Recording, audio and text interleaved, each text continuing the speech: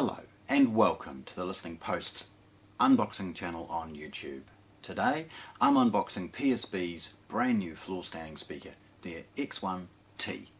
This pair of floor standing speakers is wonderful in its frequency response, but most importantly it's wonderful for its performance given its price.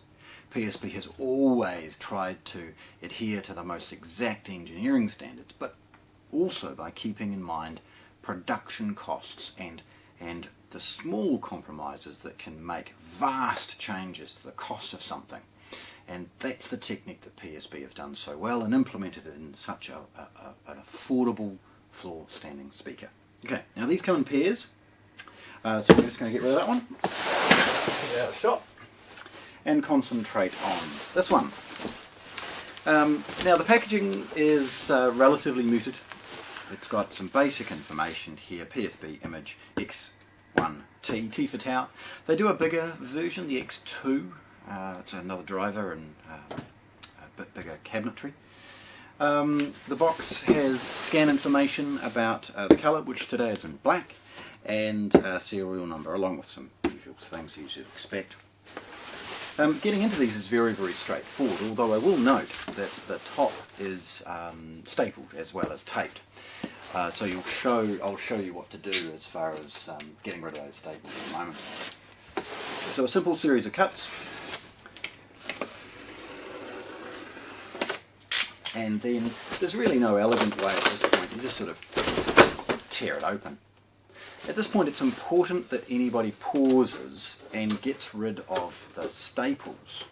The staples are sharp, they've served their purpose, and you could potentially hurt yourself or damage your new investment if you don't get rid of them cleanly. Get them out of here, and then they're not going to scratch the speaker or tear the packaging or anything like that in any way.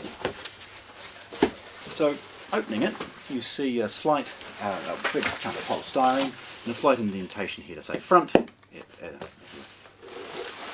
Now with anything of this size and shape, even though these are relatively modest in size, I would recommend that you work to take the box off the speaker, not the speaker off the box.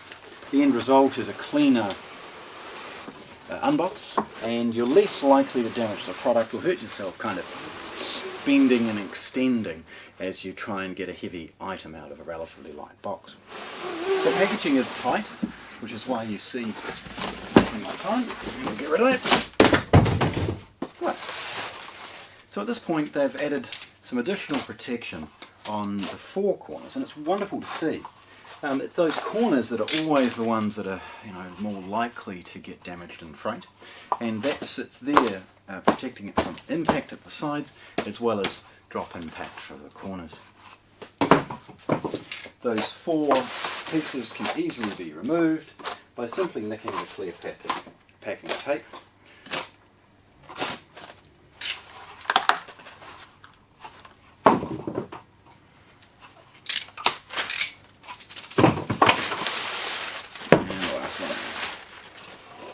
Nice and easy. Now the front of the speaker has a grill, which I'm just going to bend carefully and take out. The grill has attached to it the accessories, so just carefully, I think I'm going to nick that. There we go. So there's a large sort of A4 size plastic bag. In the plastic bag we have some basic setup information as far as connecting the speakers, recommendations as far as terminals, and basic information about placement. There is a warranty card with some basic information in it, and some contact details and specifications. Most importantly in the bag is the accessories that we're looking for. These accessories feature a set of 4 spikes, a set of 4 rubber adjustable sort of cap feet, and a small tool to tighten up the nuts so that you can lock them and level the speakers. The grill itself, like the bookshelf speakers, the grill is sellotaped closed and folded up. It's an oversized bag that's folded around them.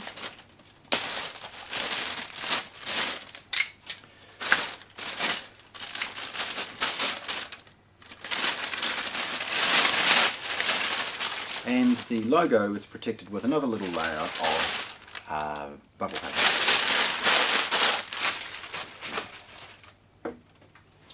Now the next step is to remove the polystyrene at the end, lift the speaker off. You'll see some indentations at the bottom of the speaker for the attached outrigger feet, and again where the grill was sitting.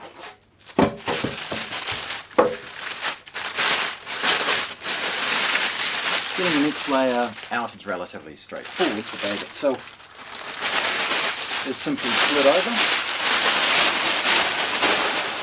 got rid of, revealing an inner layer of this sort of bubble paper to protect the finish of the speaker.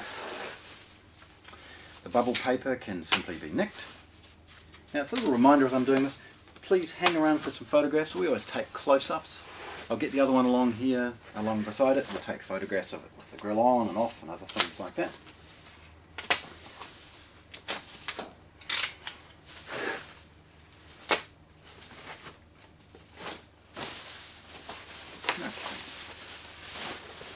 So the first thing you'll see as we take this packaging off is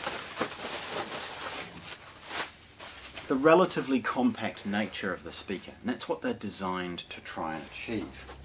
They're not very deep, although they're deeper than some, I guess. It's the narrow front that is important, not only from a performance perspective, but also from an elegance. The wider the speaker, the more difficult it is to place properly in a room and maybe tow in and out, depending on environmental things like furniture and other stuff in the room. So keeping it narrow adds to its appeal from a saleability perspective and obviously within your home. But a narrow cabinet also helps to reduce reflection off the cabinet into the room.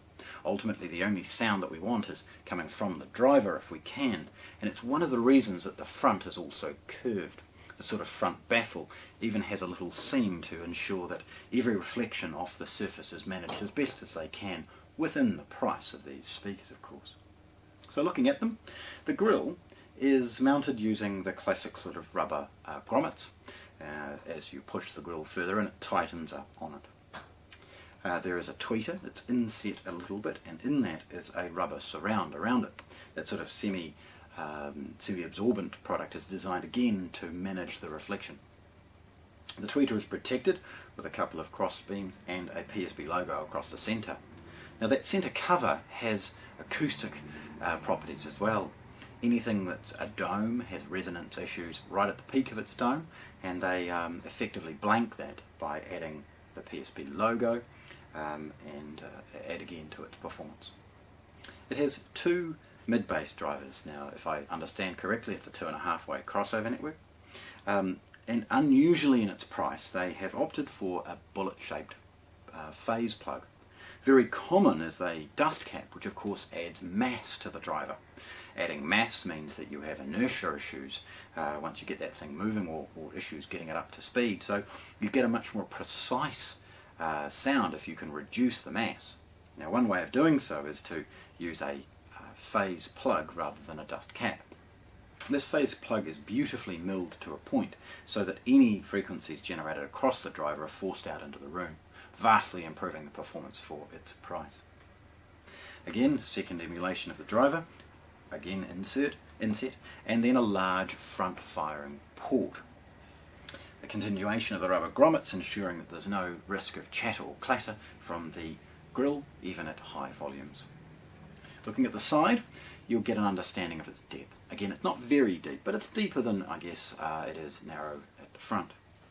It has 4 outrigger feet, and they offer a little bit of a bit more stability to the speaker. Anything tall and skinny is going to wobble a little bit, so the outrigger feet add a dimension without adding mass or a look of mass to the speaker.